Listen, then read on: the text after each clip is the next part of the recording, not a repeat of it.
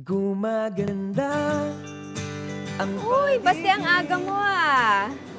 Si Aling Fe, Si Aling Fe pa talaga pakay mo. si Rosa. Inihahanda ko na rin yung sarili ko masaktan. Kaya ko bang itaya yung pagkakaibigan namin para sa nararamdaman ko? Hindi ko kayang may masaktan ako sa inyong dalawa. Mahal ko si Lorenzo. Mahal din kita dahil best friend kita. Tinatanong ko nga yung sarili ko eh. Tama ba to?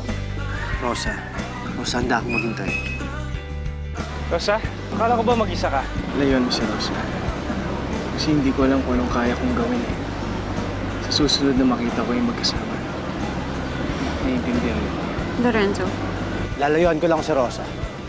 Kung siya mismo magsasabi sa akin na ayaw niya na ako makita. puno ng pag-ibig.